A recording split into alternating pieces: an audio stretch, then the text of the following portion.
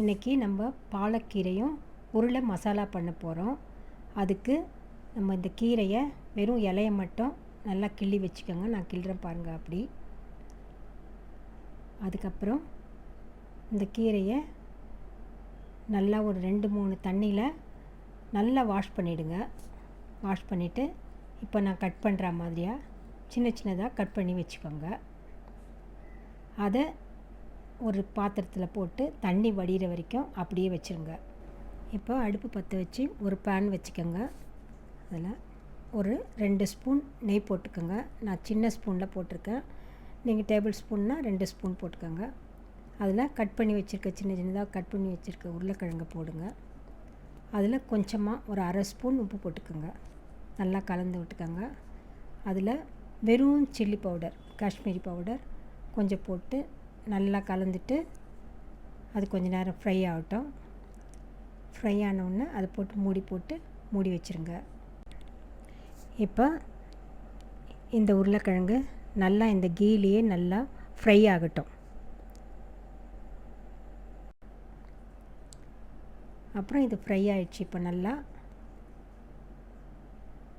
அதுக்கப்புறம் இன்னும் கொஞ்சம் நேரம் விட்டுருங்க. அதை இப்போ நல்லா ஃப்ரை ஆகிடுச்சு, சிகப்பாயிடுச்சு. இப்போ நீங்கள் அடுப்பை ஆஃப் பண்ணிவிடுங்க. இப்போ வேறு ஒரு பேன் அடுப்பில் வச்சு ஒரு 2 ஸ்பூன் எண்ணெய் போட்டுக்கோங்க. அதில் ஒரு 3/4 ஸ்பூன் சீரகம் போட்டிருக்கேன். அது பொரியட்டும். அப்புறம் ஒரு 5-6 பல் பூண்டு நல்லா பொடியாக நறுக்கி வச்சுருக்கேன். அதுவும் பெரிய வெங்காயம் 1 அதுவும் பொடியாக நறுக்கி வச்சுருக்கேன். அதையும் போட்டு நல்லா வதக்கிக்கோங்க. இப்போது அது கொஞ்சம் நேரம் நல்லா வதங்கட்டும். இப்போது இதெல்லாம் நல்லா வதங்கிடுச்சு.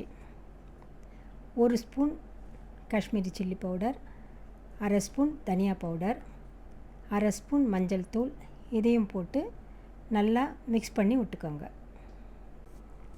அடுத்தது கீரையை போட்டுக்கோங்க.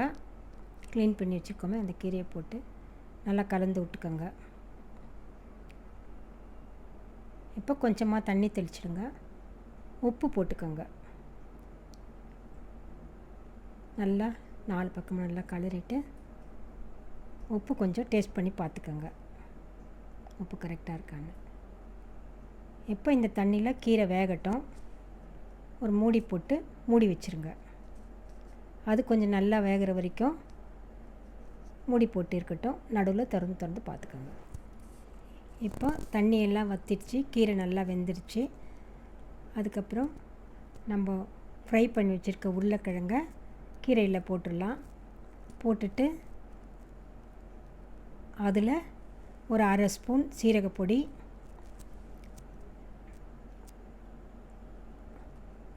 அரை ஸ்பூன் கரம் மசாலா பொடி போட்டுட்டு நல்லா மறுபடியும் கலந்து விட்டுக்கோங்க.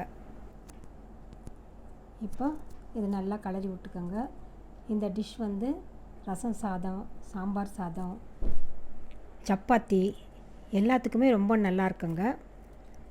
இது கடைசியாக இது கூட கொஞ்சம் கசூரி மேத்தி போட போகிறோம். ஒரு 2 ஸ்பூன் கசூரி மேத்தி எடுத்துக்கோங்க. இப்போ பாருங்கள், நான் நல்லா அந்த கையில் தேய்ச்சி அதில் போடுவேன். அதே மாதிரி நீங்கள் நல்லா கையில் தேய்ச்சி போட்டுக்கோங்க. இப்போது மறுபடியும் நல்லா கொஞ்சம் கலரிக்கோங்க. கடைசியாக ஒரு ஸ்பூன் நெய் போட்டுட்டு அடுப்பை ஆஃப் பண்ணிக்கோங்க. இந்த பாலக்கூரில் ரொம்ப நல்லா இருக்குங்க. பண்ணி பாருங்கள். பார்த்துட்டு எங்களுக்கு கமெண்ட் பண்ணுங்கள், சப்ஸ்கிரைப் பண்ணுங்கள்.